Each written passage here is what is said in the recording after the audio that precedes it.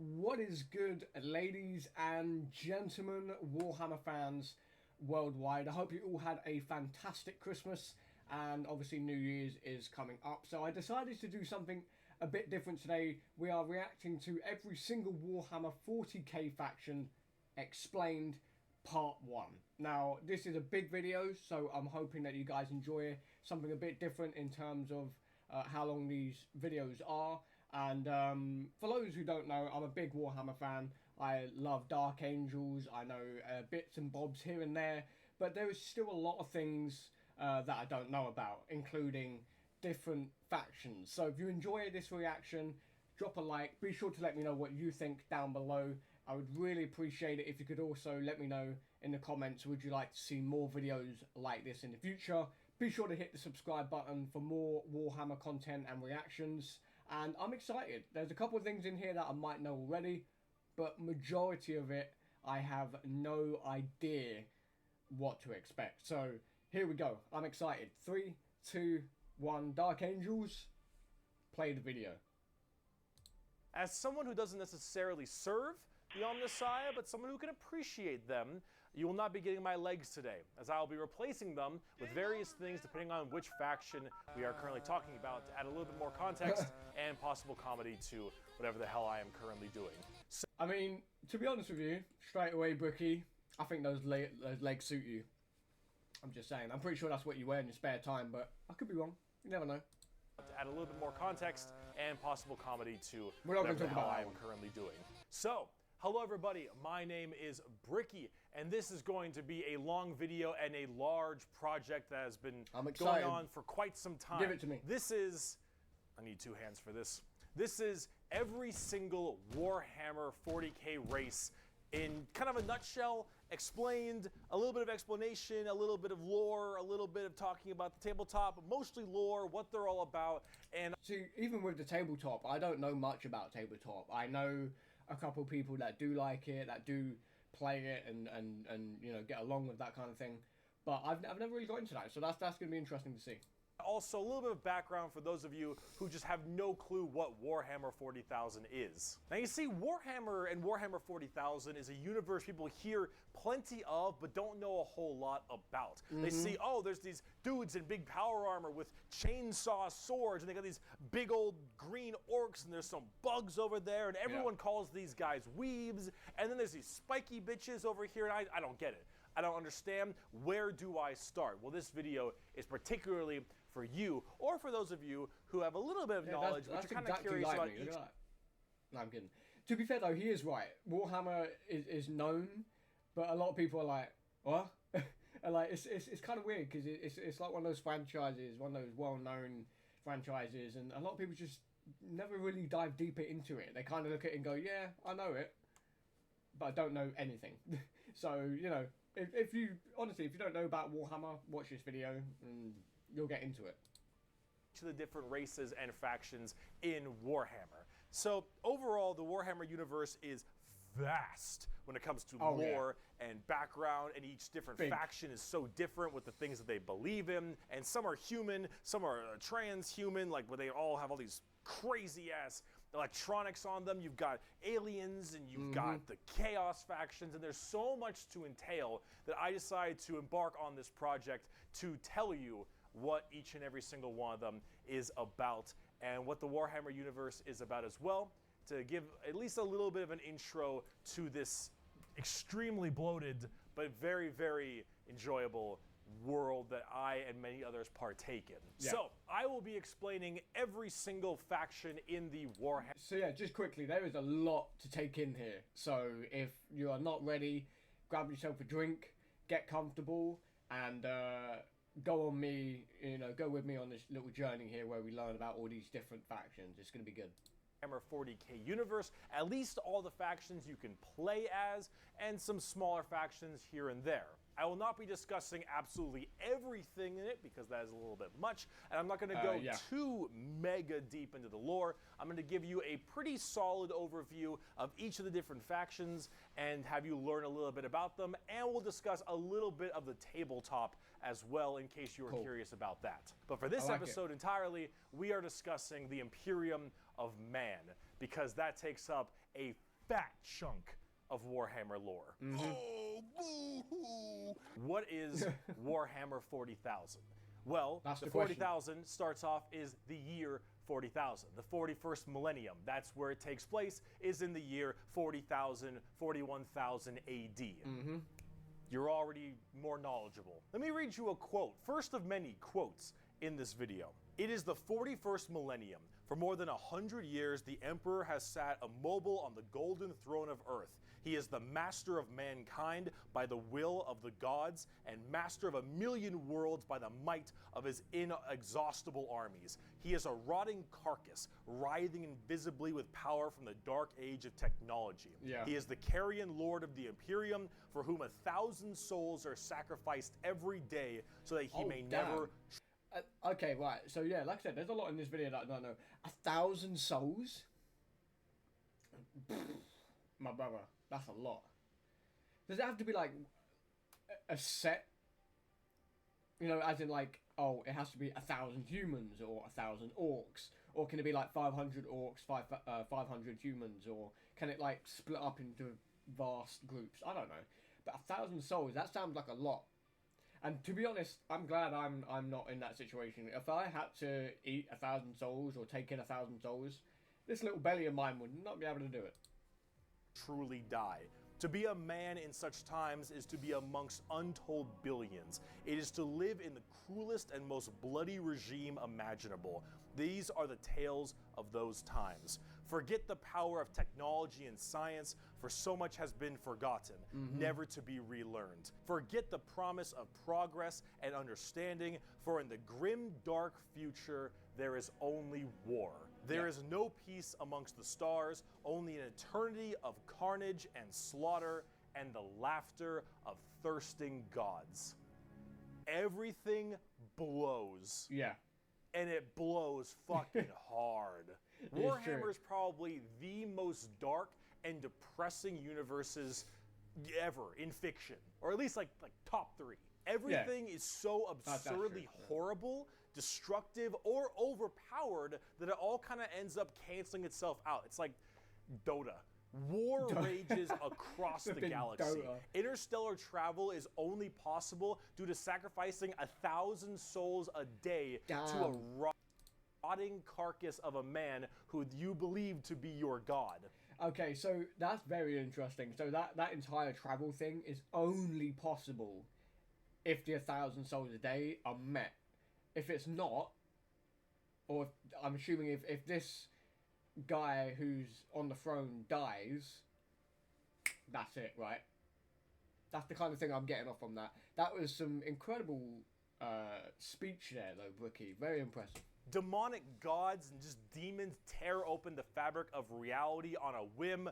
Other Xenos or even other humans end up killing each other in untold billions across the galaxy. It is a time of unending war, slaughter, and a bloodbath amongst everybody. Planets are deemed unrecoverable and are completely destroyed on a whim. Yeah, that's crazy. Everything sucks. But that's like the charm of it. See, everything in Warhammer is evil. But being evil is kind of fun. Like humanity, in its own right, is a xenophobic... That's actually true. One thing I will say here is the fact that he's got a good point here. You know, I like the heroes and stuff, but let's be real here. In games, in movies, in TV shows, us as the audience somehow find the villains more interesting, more fun. You know, there's a lot of examples I could say, but I'm not going to blabber on too much. He's absolutely right. I fully agree. I think that's where it intrigues the audience. Just like, wait a minute, this isn't your regular, oh, happy ending kind of game. No, this is Warhammer, and if you want to get into it, you better be ready. Prejudice and religious zealot group that kill each other just as much as they kill all of their enemies. And they're like mid to high tier evil on the evil scale of Warhammer. Nobody is good. No matter who you are, everyone is some flavor, some color of evil. Whoever you pick, you 100%. Are going to be the bad guy. But that's the fun of it. Because being the bad guy is badass. Yeah. Villains are cool. They look cool, they got cool outfits, they got cool weapons, they got cool armies. Villains are cool, man. And when everyone is a villain, everyone is pretty cool. That's what makes this so charming, is that everyone can be the bad guy. So let's start off talking about the main bad guy, quote unquote, the Imperium of Man. His hair, whack. His gear. At Amazon, discover electrifying offers. Find thousands of great daily deals on Amazon. Get out of here. Okay, I did not expect it to be adverts here, I'll be completely honest. The Imperium of Man is the main empire of the human race. All of humanity is under this one flag called the Imperium. And about 10,000 years ago, there was a man. He was the Emperor of mankind, a 10-foot tall psychic demigod who led humanity across the stars to colonize tons and tons of worlds, create superhuman soldiers, and really bring humanity into a new age. This man, the Emperor of Mankind, was a psyker. And a psyker is like a magician of sorts. In the world of 40K, there is the warp, the immaterium, kind of like hell, but sort of like a purgatory dimension of hell. And a psyker is someone who can take that power and manifest it through their mind to use it to do stuff. That's pretty sick, I'm not gonna lie. This guy, this dude is already 10 foot tall. He's got the shiniest gold armor in the universe, and he can use his mind. Like, come on, bro. Realistically, you would think there's nothing, or there's no way he could get killed.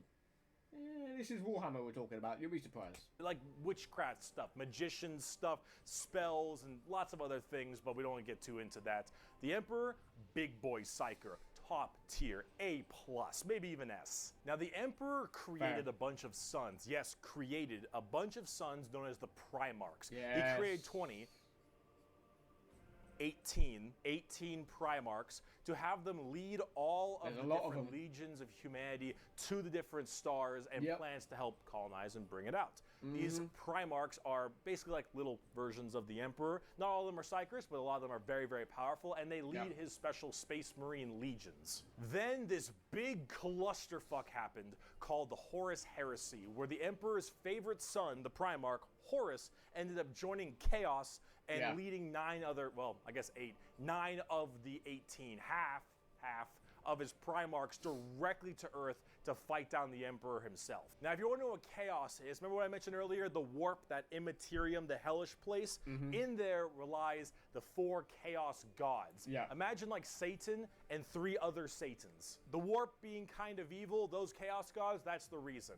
And so those Chaos gods manipulated Horus, and then Horus helped manipulate all 8 other Primarchs to lead this giant coup directly on the Emperor on Earth. And they fucked up shit. After this huge civil war, Horus died, but not before brutally wounding the Emperor. And right at the end of his life, they put the Emperor on this large golden throne on Earth. So he's the basically Horus went rogue. He went, this is just not working. He decided to do his own thing, and in the process, he injured the main guy. So,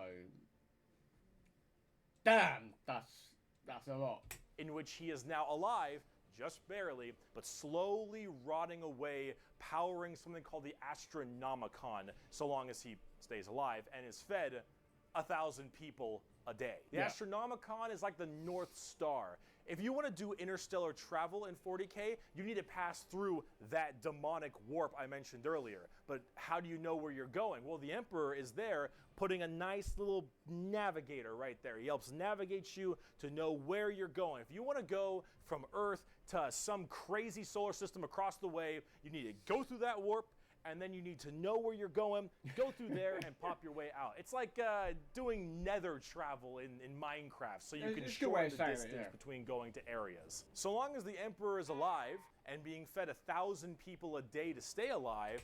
Is he actually alive there, though? Let's be real. I mean, he is, but is he? You can do that. The moment he dies, interstellar travel's gone Exactly. for all of humanity. Yeah. You're so boned. Now, since the Horus Heresy 10,000 years ago, the Imperium has fallen from grace substantially. All technology has started to dwindle and die. There is now giant fundamental religious extremists that now believe the Emperor of Mankind was a deity, a true living god, which is probably the last thing the Emperor would have wanted to be remembered for. Yeah, so now that's you have true. this thing called the Ecclesiarchy, which is this giant church entirely wow. devoted to spreading the good word of the My Emperor. brother, that is a church.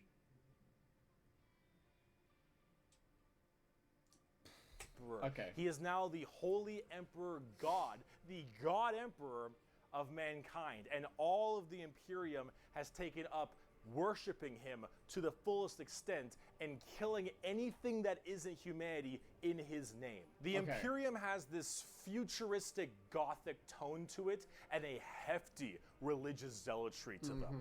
If you think anything against the Emperor, that's heresy and you deserve to die. That is called being a heretic. So basically, if you, for 1 second, go, yeah, I don't believe in him, you're dead. If you, for 1 second, just don't think he exists, you're gonna get, get deaded. It's that simple. It's either you believe in him, or you're considered a heretic. Heretics die in 40K. There is no such thing as freedom of religion. There is no such thing as freedom of speech, so long as you are against the Emperor. There is no such thing as any kind of tolerance. Yeah. Everyone is a religious zealot. Some more than others, but no matter what, you're preaching that good word. So right now, everyone in humanity is trying to expand their empire across the stars. If you are a heretic, someone who doesn't believe in the Emperor, you are deserving of death. If you believe in the Chaos Gods, you are also a heretic and you deserve death. If you are an alien race of any kind, you are a filthy Xenos and you deserve death as well. So long as the murder continues and humanity expands, the Imperium of Man is very, very happy. Yeah. However, the largest fighting force of this Imperium is my personal favorite faction, and the first faction we will discuss, the Astra Militarum, or also known as the Imperial Guard. I know these guys. now, man. You finished? It's funny because a lot of this stuff, obviously we played the Space Marine 2 campaign. That was my first Warhammer game I ever played. Fantastic, by the way. Really enjoyed it. It's funny because I've seen a couple things in that game, learned a couple things from that game, but it's not even scratching the surface of this kind of stuff, which I find absolutely mind-boggling. It's crazy.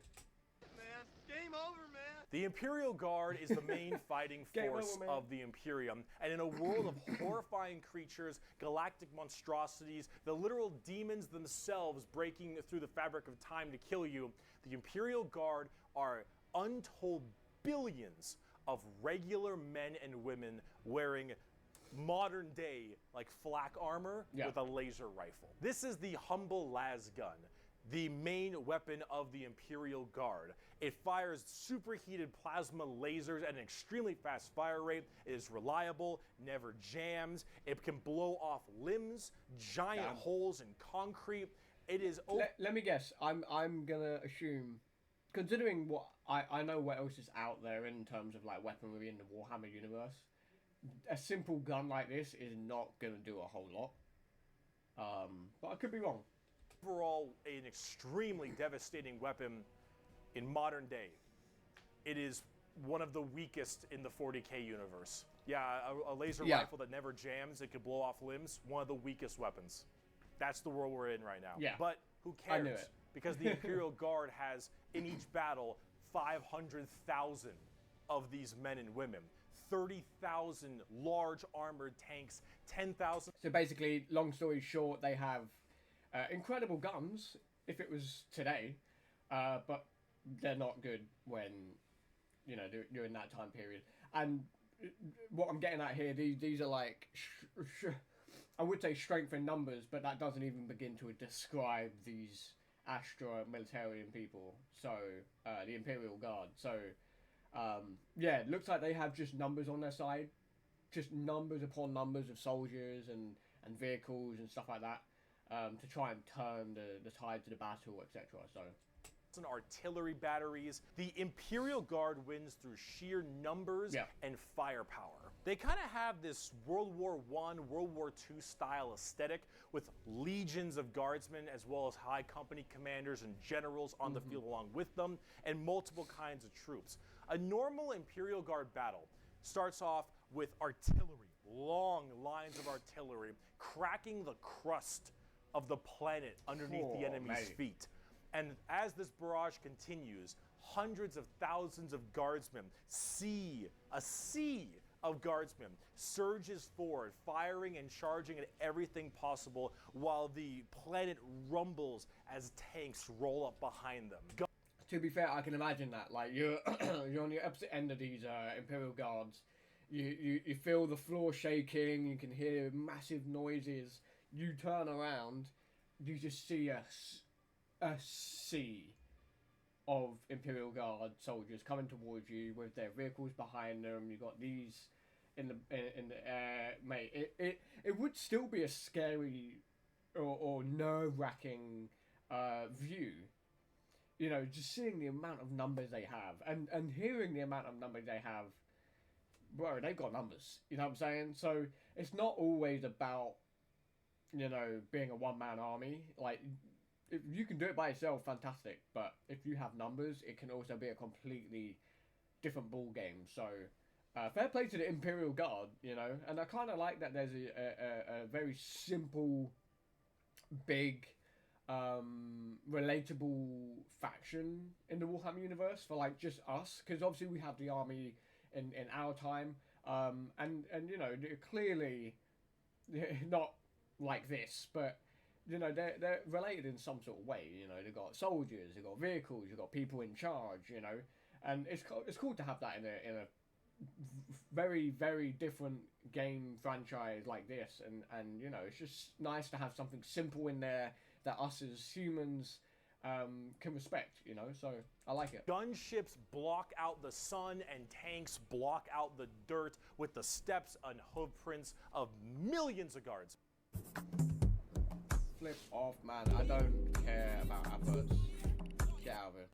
It is through numbers and sheer sundering I'm learning firepower. Warhammer. They are the first and last line of defense for the Imperium and make up a huge bulk of the battles. The Imperial Guard is also made up of tons of different kinds of regiments. The Catachan jungle fighters live in a death world that's more hospitable than almost any firefight they'll ever get into. So they just have this steroid-looking, giant knife, Rambo Predator-looking sons of bitches where nothing is anywhere near as scary as a simple knight on their home planet. You have the Valhallan Winter Soldiers who haven't felt their Again, I've mentioned this in my Total War trailer reaction videos that I've done. I love the vast of how big these individual factions are. Like, they could have easily just stopped at the regular Imperial Guards, but instead they went, no, we're going to have some here, we're going to have some there. They're going to all have their own things to deal with. They're all going to have their own looks, their own weaponry, their own lore. I think that's fantastic. They could have kept it simple, but they didn't, and that is what I love about Warhammer. It's so giant. Pose in 300 years, the Mordian Iron Guard, who are more interested in making their shoes shine than actually fighting a battle, and then of course the big one, the Cadians from Cadia.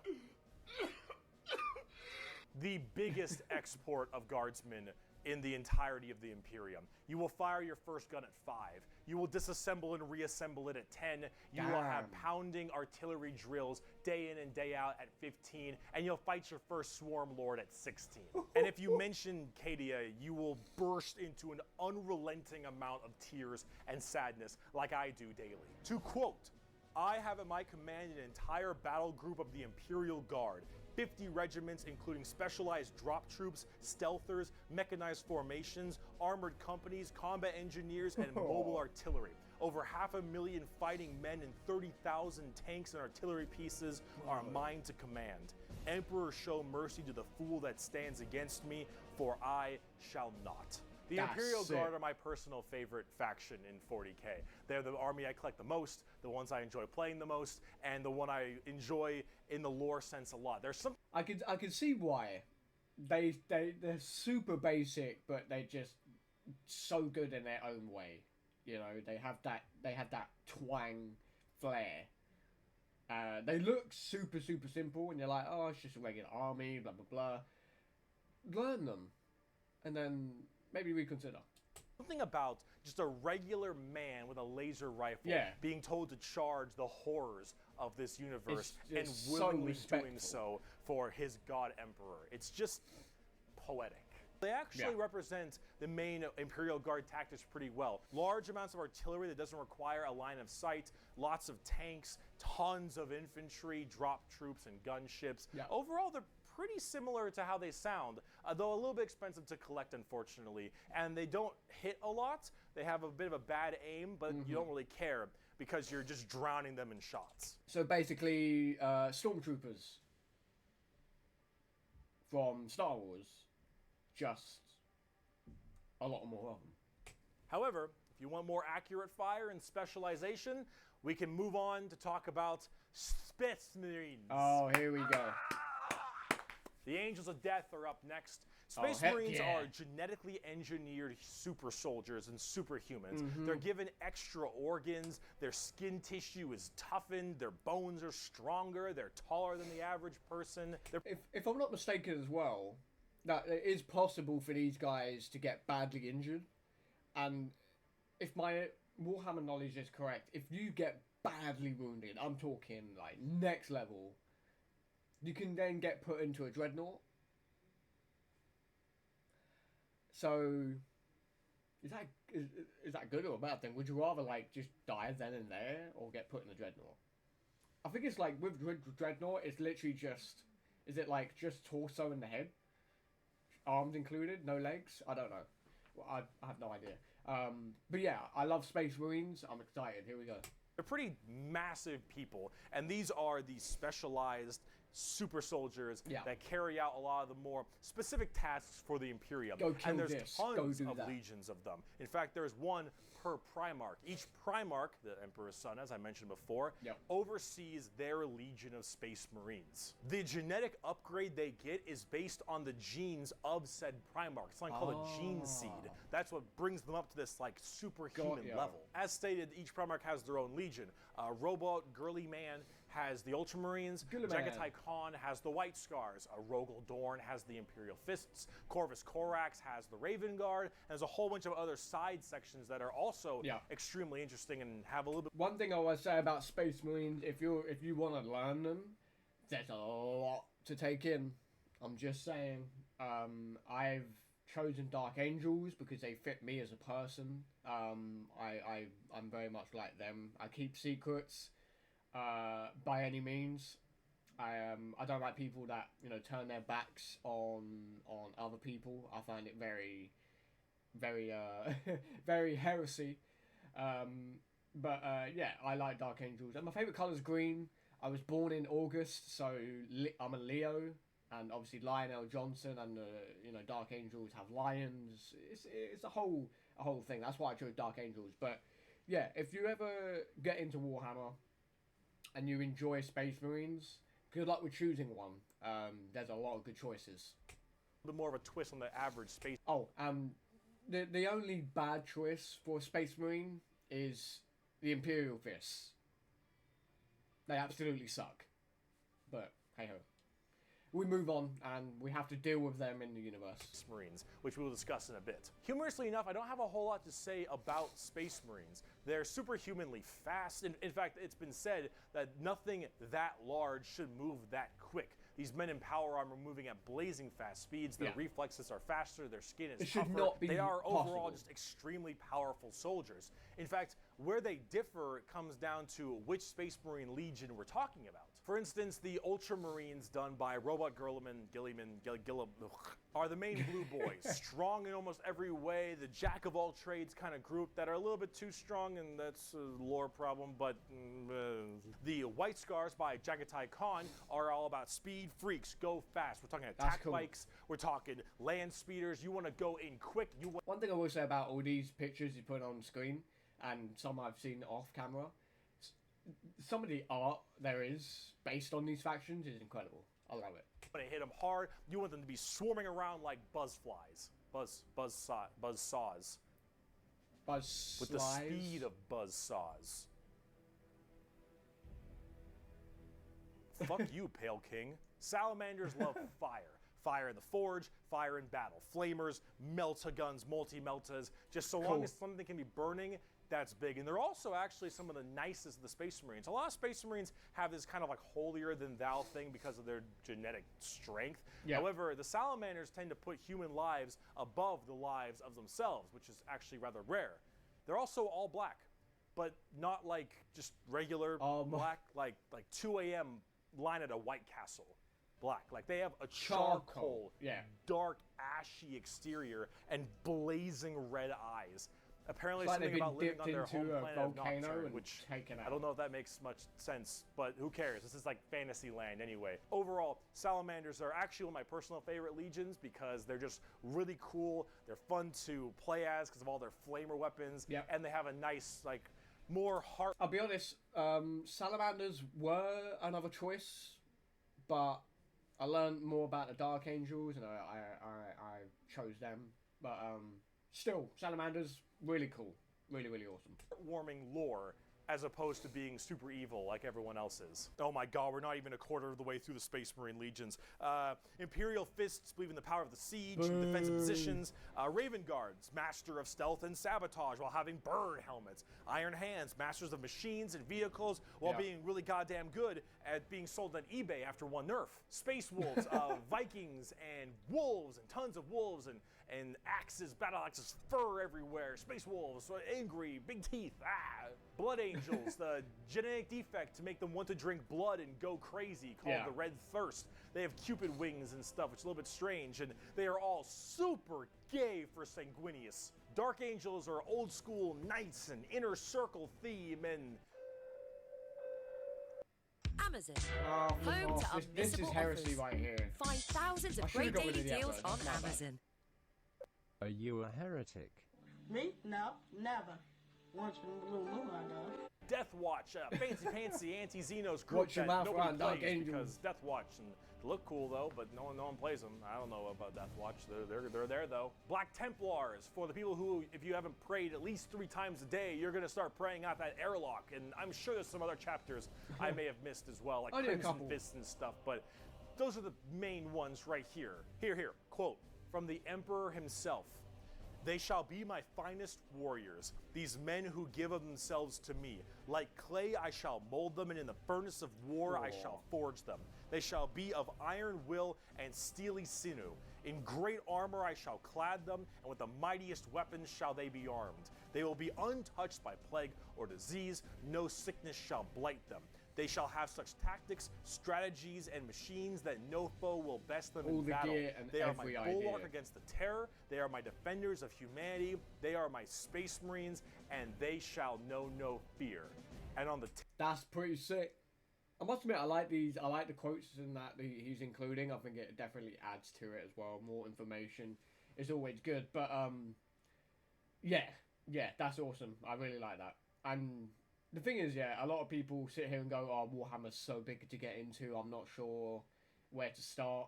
You could start anywhere, and you would still have fun. But if you want to be respectful to the timeline and the lore, go back to the start and go from there. So, tabletop, they fuck. Oh, they fuck hard. As of making this video, Space Marines are laughably strong. That might change at some point, but overall, Space Marines just have the... Quickly, right here, I don't do tabletop, just in case you those are wondering. I've never owned any of the tabletop stuff. I've never even seen it in person.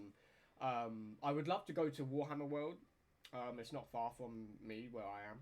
So maybe I could check it out, maybe do a vlog or something like that. I think that'd be pretty cool, but... yeah, one thing I will say about the tabletop stuff is, as much as I don't collect them, I don't, paint them myself, etc., I find it so interesting to sit and watch, and I don't know what it is, like, it kind of draws me in. I love watching people paint them. I think it's great that people do these tournaments and stuff. Really, really cool designs on majority of them. Maybe there's a couple in there that are not so great, but, I don't know. I really respect the tabletop. And as much as it's expensive as hell, so I've heard, I still think it's awesome that there's something tabletop that us as gamers can get our hands on. It would be better though if it was cheaper. It's like a Swiss Army knife, a tool for anything you need, except it's like a gold-plated Swiss Army knife. It is extremely strong. If you are actually getting into the tabletop of Warhammer, Space Marines are a great start. It's a safe also, bet, whatever gameplay style you have, whether you want to be sit back with long range and heavy weaponry, go fast and run in, or even just full melee, all of these options are totally there for you. Yeah. Space Marines are super badass, but unfortunately, it's time we start praying to our new god, the 2011 Honda Civic. So is it any wonder people are afraid of technology? Yeah. Technology! The Adeptus Mechanicus. I know a little bit about these. The Adeptus Mechanicus are a technophile cult on Mars.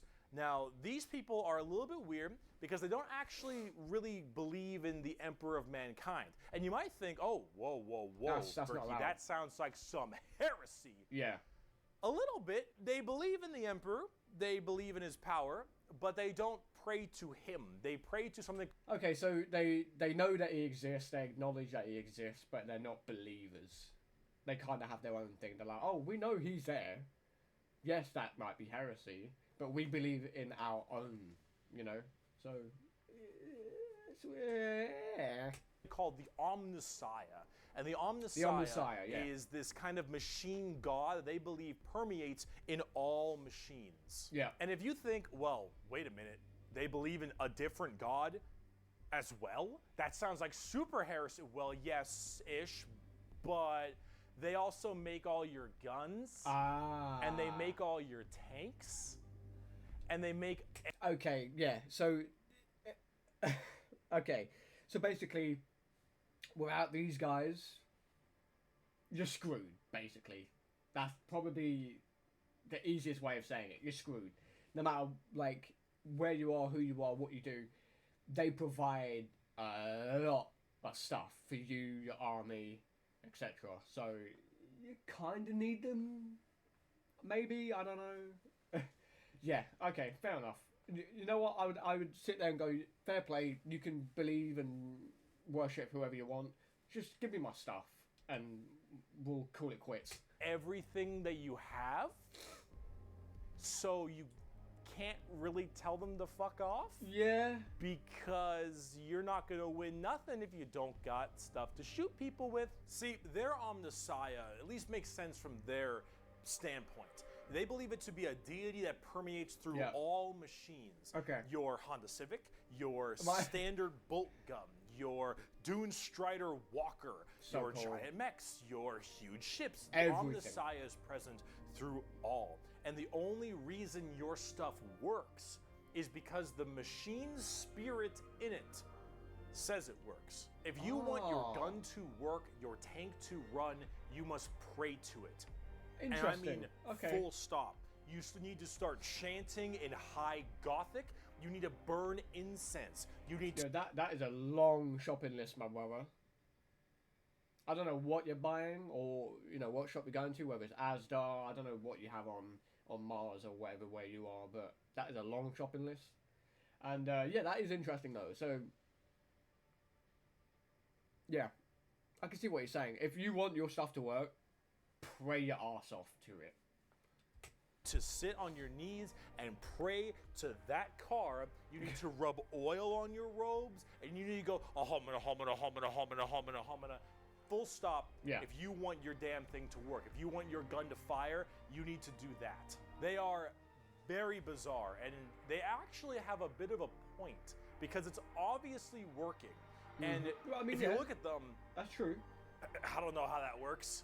So they obviously know something about what they're doing. So, yeah, that's true. I mean, I would like to think they know what they're doing, and as a person that doesn't really know what's going on there either, they clearly know that it works and they know how to deal with it. So I'm gonna trust them. That's heresy. I'm gonna try and believe that they know what they're doing, and just try and understand what they're doing as well. Clearly it works for them, so what could really happen? I wake up and I've got 2 metal arms. Hey ho. The most notable member of the Adeptus Mechanicus is Archmagos, whatever, Belisarius Call. Look at this dude. Look at this dude. Yeah, it's pretty sick, yeah. This is the group we're talking about. These are these weirdos. Here. It looks weird, the but it's cool. Omnissian Creed. The credo, Omnissiah. There is no truth in flesh, only betrayal. There is no strength in flesh, only weakness. There is no constancy in flesh, only decay. Ooh. There is no certainty in flesh, but death. Flesh is weakness, flesh is death.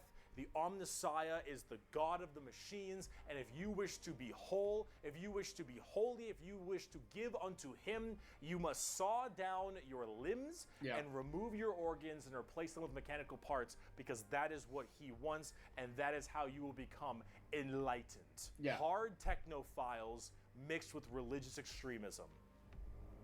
Adeptus Mechanicus. Now, for their army side of things, they are with the Scutari. The Scutari operate with very bizarre weaponry and lots of different kinds of vehicles, tanks, and different people in between. They're very weird, but they have extremely wacky and enjoyable, and in fact quite effective, both in the real game and in the lore, weaponry and gear. Overall, as an army on the tabletop, they're one thing I want to say quick, just looking at this here, they must be a real pain in the backside to paint. Like, there's so many small little areas and crevices you got to really get into and be very thorough with. Like, sure, in my mind, obviously I don't paint the miniatures, but surely they're one of the harder ones to try and learn to paint. Like, that's just from me. From an outsider's view, they look like they're the most hardest one, or one of the hardest ones to try and get your knowledge around when painting them. Because there's so many bits and bobs on them, and there's so many extra bits, and you have to really, you know what I mean? So, I don't know. Let me know in the comments. Who, in your opinion, is one of the harder factions to paint when it comes to the tabletop? I would love to know. Very weird and have a whole bunch of different shenanigans, but if you like kind of that quirky, wacky techno thing, I'd give them a pickup.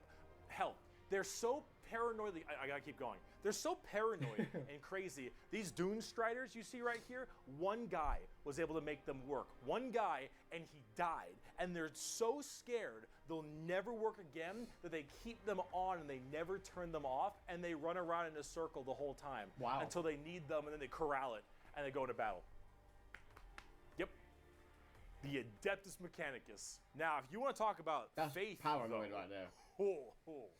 Let's talk about the Sisters of Battle. Oh god.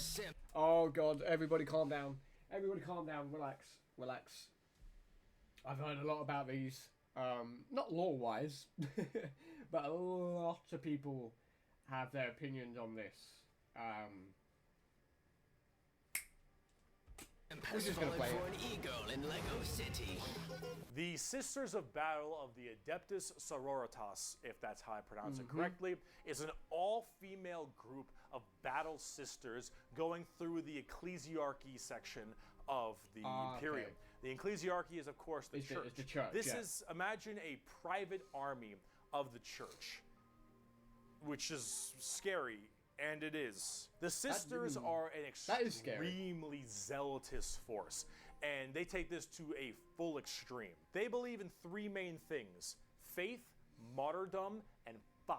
Through the bolter, the flamer, and the melta, the Sisters of Battle are extremely potent at taking out chaos and heretics. Yeah. Mainly heretics, because as they are a fighting... Yeah, it makes sense though, because obviously they're part of the ecclesiarchy, they're strongly bonded with the whole religion and stuff like that, and then they want to take out those who are heretics and that don't believe, etc. It makes sense. Section of the ecclesiarchy church, that's the big thing they want to kill. Any form of heretic will face the Emperor's justice through those 3 main weapons: the bolter, the flamer, and the melta, and they will do so with extreme prejudice. Yeah, literally. They are the closest things we have to nuns in space. And I'm talking hardcore nuns. Wow. They carry holy fire on their backs. They have holy like books and sigils all across their armor. Yeah. Their main battle tank is a fucking pipe organ missile launcher. They What? What? It's an organ missile launcher.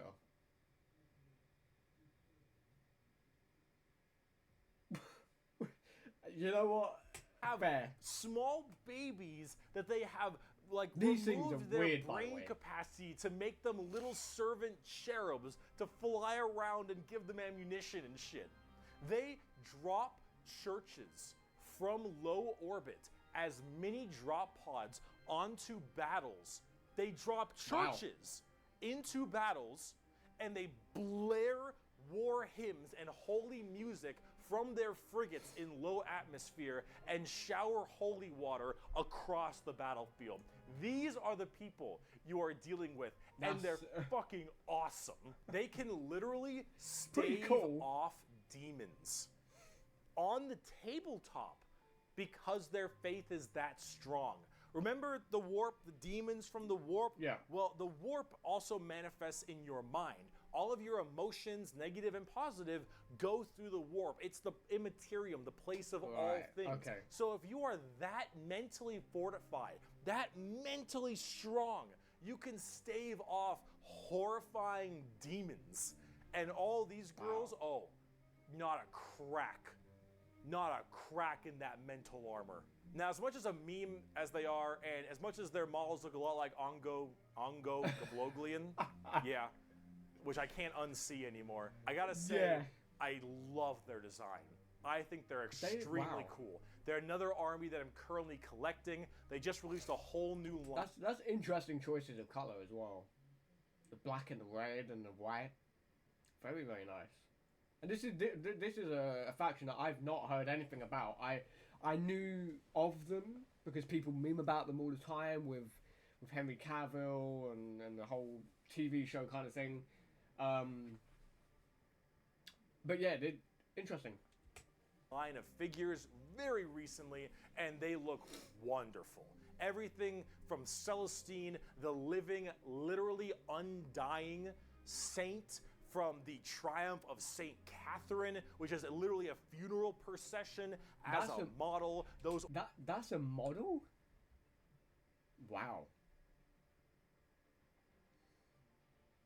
That's a lot of detail. Saint Catherine, which is literally a funeral procession as a model. Those organ tanks I mentioned earlier. This shit is the most over-the-top badassery in a lot of the Warhammer universe, and goddamn it, is it over the top. But Sisters of Battle are so cool.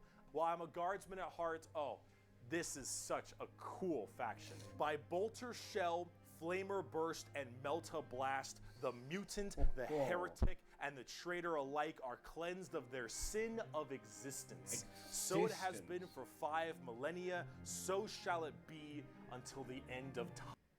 Peggy 18. Sod off, I don't care about the flipping adverts. Get out of here. And speaking of burning demons, Grey Knights. I can see. Yep. I was wondering when these were gonna arrive. These dudes. the Grey Knights are the first army I actually collected back in 7th edition. The Grey Knights are a super secretive and much more old school look at power armored knights, except Pretty they cool. are all psychers. All of them have that crazy space magic. Oh, so they have the same kind of thing as the Imperium of Man. Got ya. Maybe not as strong, but they still have it. Magician shit. For every 100,000 guardsmen, Look at that there's design, one bro. It Grey looks Knight. so For every good. 10,000 Sisters of Battle, there's one Grey Knight. For every 1,000 Space Marines, there's one Grey Knight. Grey Knights are the strongest of the strong, both in mental will and absolute just strength. These are Space Marines that are all high-level psychers, all of them able to specifically do one goal, and that is kill demons. The Emperor believed that the demons of chaos were the #1 threat to the Imperium, and he probably is right. However, this group is entirely based on doing that through a myriad of tactics. Coming from the planet, or I guess the moon of Titan in the Sol system, the Grey Knights are thrown through extremely rigorous training and are as clear of mind and soul as they possibly can be. Since the So you basically can't be cleansed anymore. From the sounds of it, you are cleansed down to the T. Interesting. Demons of the warp are the warp, and your mind projects to the warp. People can go insane very fast, especially lower level psychers. These Grey Knights need to be able to harness the warp in the presence of demons and stay perfectly sane. One of their characters, one of my favorite characters, is named Castellan Crow.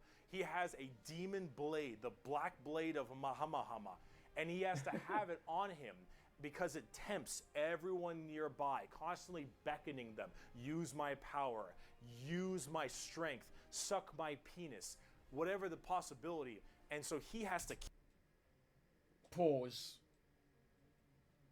keep it on him all the time as this thing whispers to him consistently, and he has to stave it off forever, being alone in his chambers or on the battlefield, because anyone who gets too close to it might be tempted a little too hard. He is that pure of heart and mind, and all the characters in the Grey Knights are basically like that. The only issue is that the Grey Knights have a scorched earth policy, more ways than one.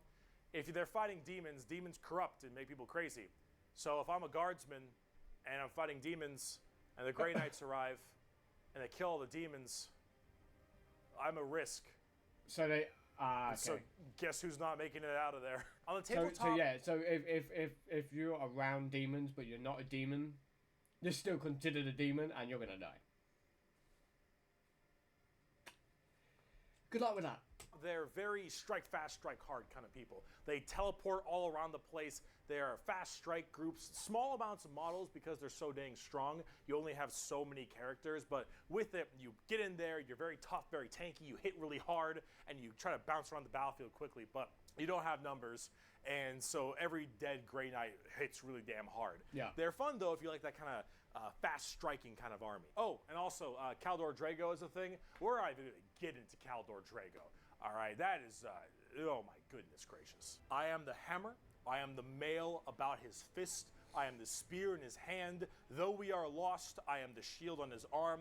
I am the flight of his arrows. I am the hammer. I am the sword. I am the shield. I am a soldier at the battle at the end of time. Grey Knights are pretty hardcore. Yeah. They are as holy as you can get for a Space Marine. They look you like Space sick, Marines and you want to, you know that they're holy enough? You want to be holier? Grey Knights. Now, if you want to be holier and big, let's talk Imperial Knights. Oh, Lord, he coming!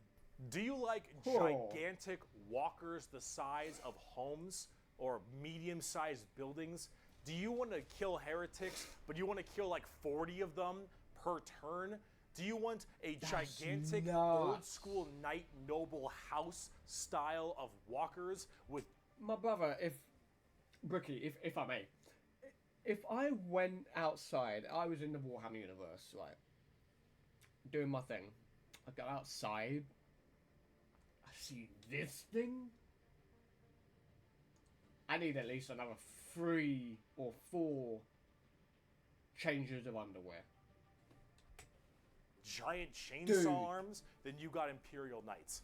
Imperial Knights, it's not a whole lot to talk about them because they're just gigantic walkers, but they have this old school, like, house feel to them, like literally like they're houses. Each Imperial Knight comes from a house, and each of them act in their own special way. That footage there is from one of the trailers that we reacted to. Now I understand. These behemoth of walkers also destroy almost everything in their path, killing full swaths of squads in a couple shots, stepping on legions of troops. Like, these things do not mess around. And they look so cool. Yeah, Imperial Knights and Chaos Knights. Fully agree with you there, Brookie. 100%. It's actually, for that matter, don't have a whole lot to discuss. They're just super big, heavy walkers, and they look different depending on your house or chaos god you currently believe in. And overall, these things are just really cool if you want to murder everything in your path. They're the big, scary, big unit of Warhammer, and if you want to collect them, go to town. They make for a great painting project too. Getting more back down to earth. Let's talk something about a little bit different, a little more gold. Adeptus Custodes. Oh, here we go. I was waiting for these guys. I was waiting for them. I knew. Are regular soldiers. Space Marines are super soldiers. Grey Knights are super soldiers. The Adeptus Custodes are super soldiers cubed. The Adeptus Custodes are the third major army I own.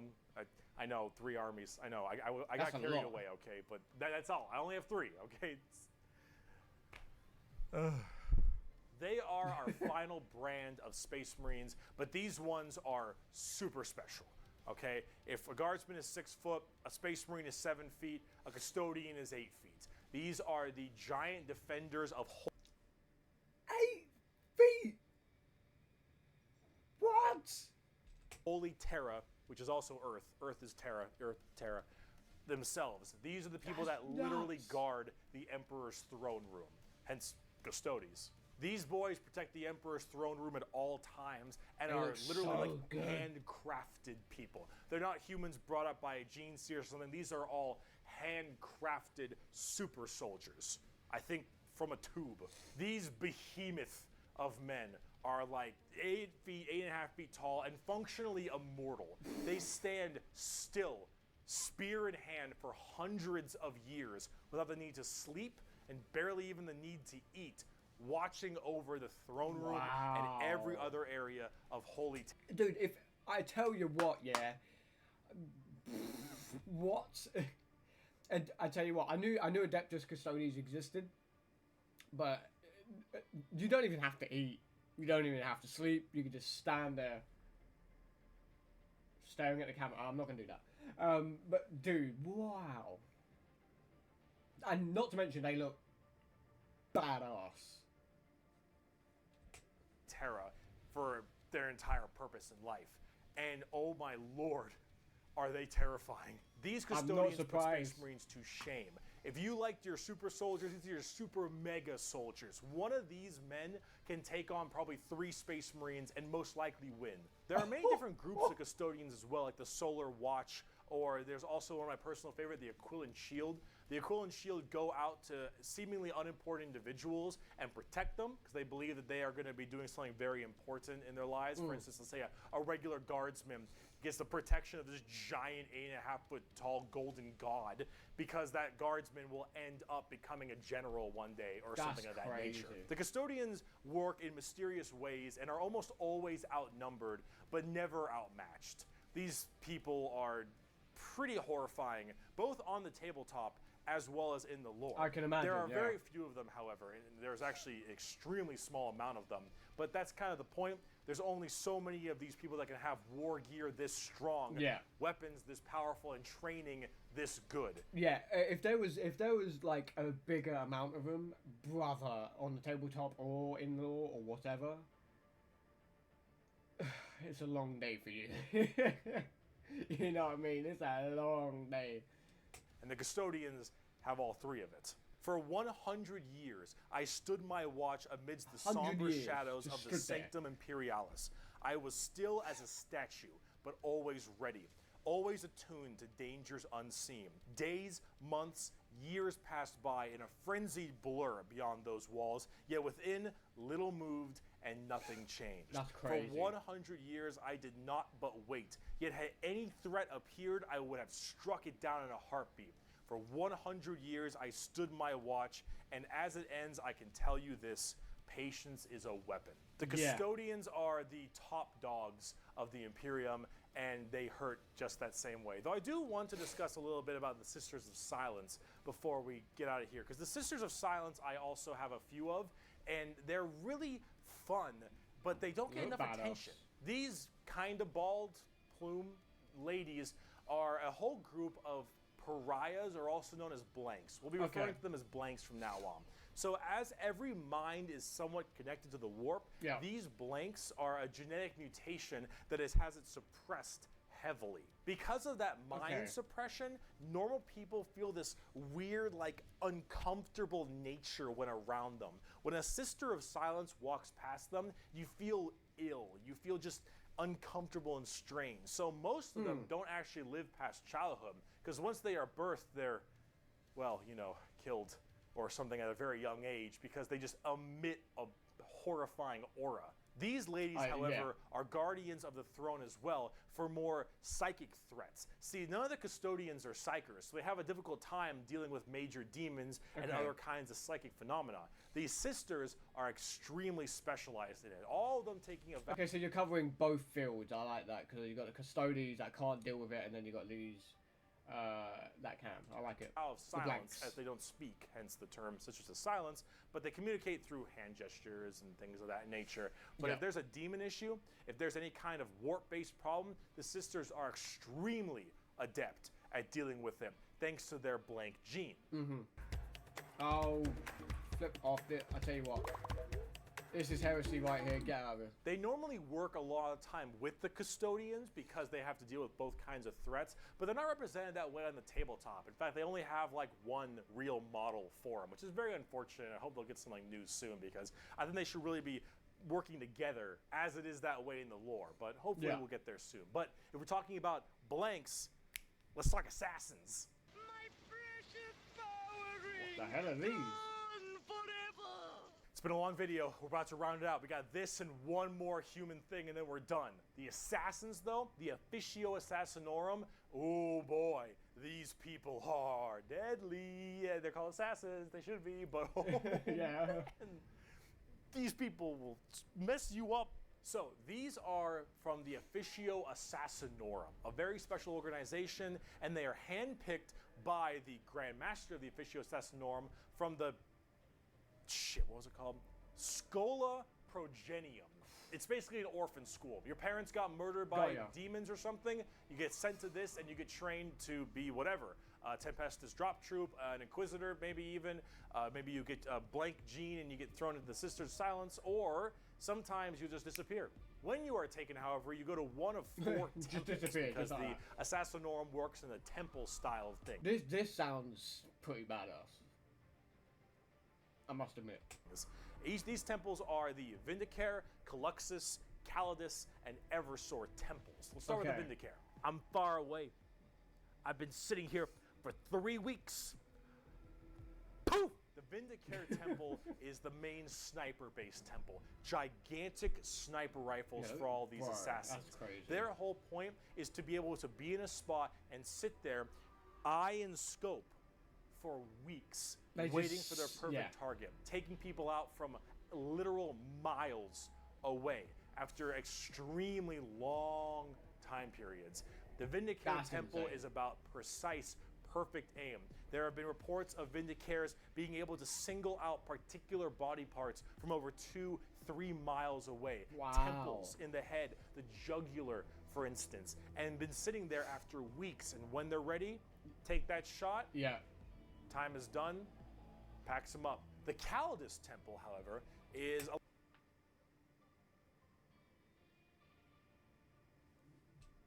lot more about shape-shifting and deviant art. It's mostly a female-based one, or at least it seems to be, and this allows a lot of body augmentation if that was not obvious, for certain individuals to be able to kind of transmorph themselves and infiltrate areas that are problems. These assassins will end up taking missions that take them years, 2-3 years, to infiltrate a heretical group and slowly work their way up, just to get enough time to put a bullet into the main target's head and then escape unharmed, or become the main target and sabotage it from within.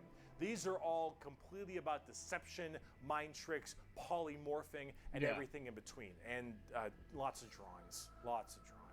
The Eversor temple, just kind of disturbing one. The Eversor temple is about when you don't want anything to come back alive, friend or foe. You want it all dead. An Eversor is psychogenically conditioned with just psychotherapy and psychological torture to only feel violence, hatred, and anger. It does the Clockwork Orange style of thing of just making you forced to watch never-ending pain and misery and psycho conditioning, I guess is the term. And then they pump you full of tons of psychedelic drugs and they cryo-freeze you. And then they drop you in an area where they just want to make sure everything is dead. Okay, so you are... you might as well be a nuclear bomb, my brother. Like, they want you to wipe out everything. And then you defrost, full of just all this insane, mind-boggling psychotherapy and psychedelic drugs. You just go ham. And you just go to town. Yeah. Yeah, if you don't care if anyone comes back alive. You're like, all right, lost cause, send them in. Finally, there's the most bizarre temple, the Caluxus Temple. The Caluxus assassins are feared even among the other temples. Yeah. So that blank gene, the people will go to the Caluxus Temple with this as well. And this is where they can harness that to be massively anti-psyker or even just anti-regular people. They are seen with extreme fear and distrust among many, many people. They are described by the Eldar by quote as being pure evil. Imagine that uncomfortable feeling from that blank gene I mentioned, and then imagine them being taught and given equipment to amplify it by 100. If normally regular people feel uncomfortable, so with the blanks, like blank Brookie said, they walk past you, you feel uneasy like that. But these guys are that and then some. That sounds. Oof.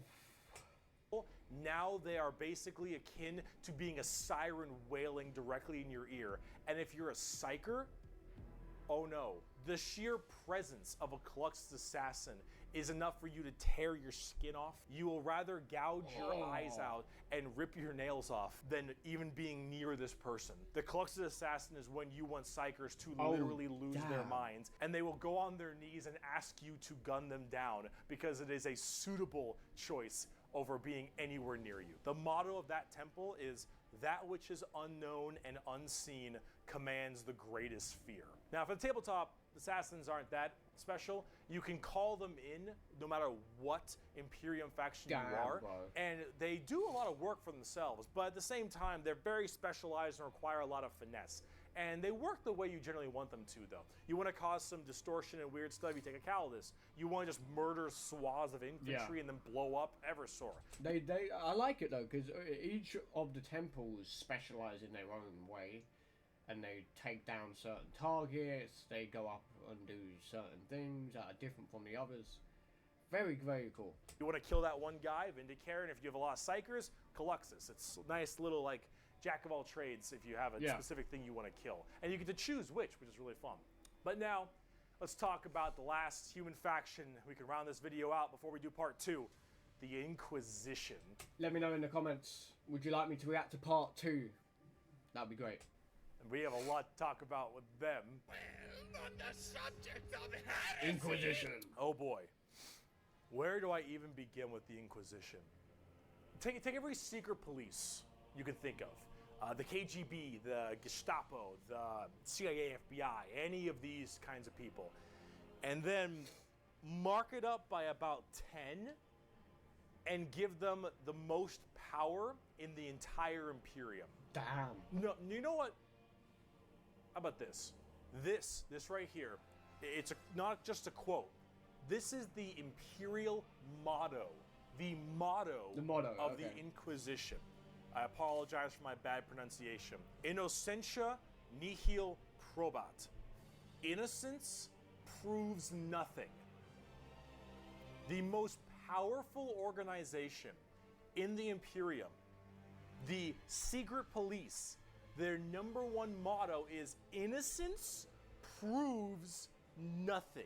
Yeah, the Inquisition it doesn't matter if you're on your knees begging, it doesn't matter what you say in court, if there is a court. You're done. Hang up the coat, take off your socks, make your last cuppa, call it a day. Goes around like the secret police or like detectives to find issues in the Imperium. And they had different ordos depending on which one we're talking about. The Ordo Hereticus, the Ordo Xenos, the Ordo Malleus, for instance, and a whole bunch of other ones. Hereticus is obvious, they deal with heretics. Xenos tries to find alien threats, and Malleus is demons. They all have different specializations in what they're trying to go for as this Inquisitor. And that's what they're called, Inquisitors. Each of them, as an Inquisitor, has their own free reign to do as they wish. They may have a ship and a crew, and they go out to find problems and interrogate people a lot. Yeah, I can imagine. Could you imagine getting interrogated by one of these? Just remember what he just mentioned there, Brookie just said. Innocence proves nothing. You're in the middle of an interrogation. What are you gonna do? Law in every department over Space Marines. Now, the Space Marines might argue against them and stuff, and there might be a lot of blowback, but technically they are above them as Inquisitors. They are looking to investigate and figure out coups and cults and demonic incursions and possible Xenos issues like gene steal. That's one thing I will say is I like the sound of this one, because you wouldn't think there would be some sort of like detective police thing going on in the whole Warhammer world and universe. But there is. And not only that, they're a force to be reckoned with. They are strong as hell. Or a new threat coming into an area. They're about learning that stuff and actually doing detective work. And memes aside, they're pretty good at it. The Inquisition having all of this power does make them a little bit power hungry and frantic sometimes. Yeah. And yes, it is still a bad thing, but most of them are pretty good at their job. And they spend a lot of time being very diligent to make sure that all of these leads they follow are proper and correct. They're basically space detectives with just enormous power. And sometimes a bit of a power complex. And we haven't even talked about Exterminatus yet. Exterminatus is deeming a planet unfit to be saved. I deem that this planet is demon infested, and taking it back will cost too many resources and is not worth it. I have now committed Exterminatus on this planet. I will now sign the death warrant of an entire Imperium planet. Wow. That's next level. So basically, let's say in our world, I knew what was on the other planets, and I had the power to go, oh yeah, I don't like Mars and what they do. I could clip my fingers and wipe it out just like that. That is literally what this is. That's mad. As it is unfit to take and better to be destroyed than allow the enemy to hold it. Yeah. This can mean saturation bombardment. This can mean cracking the planet's core and breaking it apart. Doesn't matter. Render this planet inhospitable to all life. Yes, the innocence proves nothing people are the only people who can choose this planet must die in its entirety. Yeah, you're playing the villain. Now, it is memed a lot, but most Inquisitors are very rare to do Exterminatus. Exterminatus is a very crazy thing. There's only so many worlds. I'm not surprised. That you don't want to destroy all of them. Now, naturally, with the memes aside, there are some people who are a little bit rough on this one. But most Inquisitors generally don't like to do Exterminatus a ton, but it is an option they have. Yeah. And it's a crazy It's kind of like a very, very, very last resort. That's why you don't hardly see it.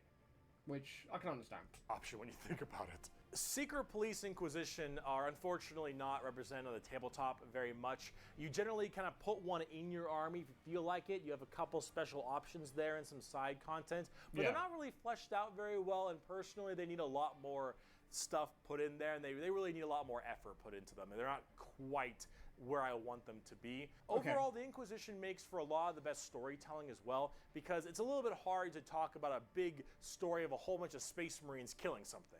Right? It's just a big battle story. It's not as interesting. Having that intrigue and that moral dilemma that an Inquisitor has makes for a lot better media. And honestly, the more people do it, I think it's better, because then it adds a little more humanity to the Warhammer horrible, horrible grimdarkness. Yeah. And wow, we just finished the humans, all right? Come back for part 2 when we talk about Chaos and Xenos, because we got to talk about the 4 Chaos Gods and all the Chaos Marine legions, and the Tau, and the Necrons, and the Orcs, and oh boy, we got a lot. I'll see you in part 2. Yo, what a video, man.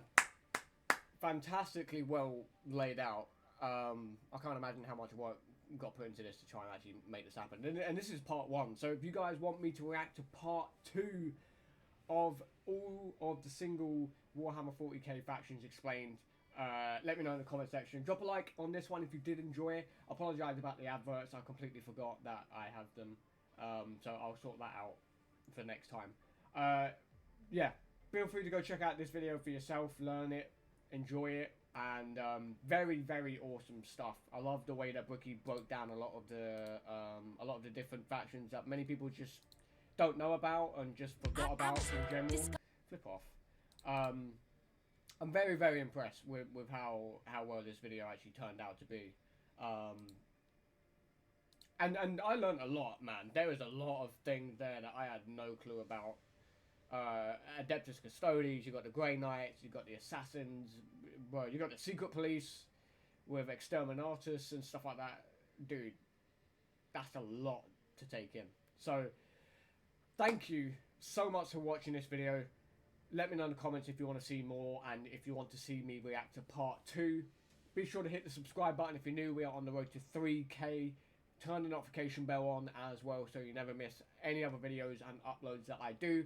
And yeah, a huge thank you just for the support on my Warhammer content. You guys have been amazing.